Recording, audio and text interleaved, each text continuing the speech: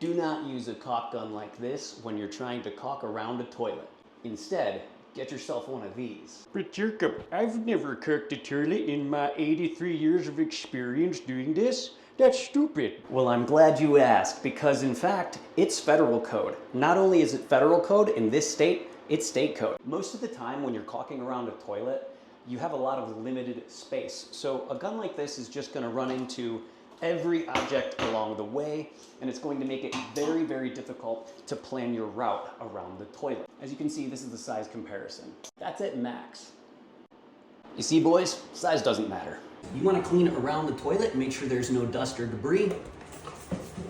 Any all-purpose cleaner will do. Make sure it's good and dry. Grab your new caulk gun and your silicone caulk. It has to be 100% silicone tub and tile caulk in order for it to meet code.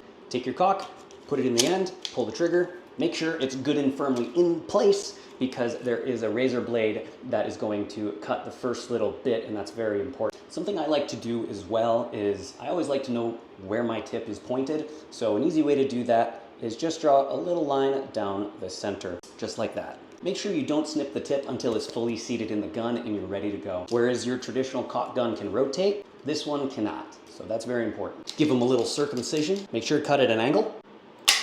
Just like that. Instead of squeezing the tube and pulling it, what you want to do, and this is also why this is so important to have no butt end on a caulk gun, you really want to try and do your best to push it along the edge. It's going to help push the caulk underneath the toilet and give you a more solid seal. Don't forget to poke the hole at the end and make sure that caulk is actually coming out of the gun before you get your run started.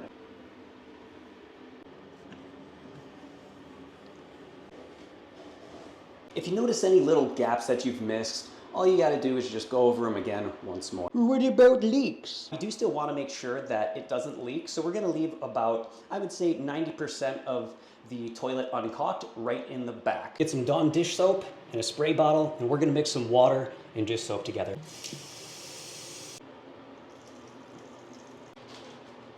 You just wanna give it a light spray around where you just caulked. Next, you want to clean up that caulk around the ring, picking up a tool that is made specifically for this purpose. Today, I had to improvise simply because somebody made off with that tool.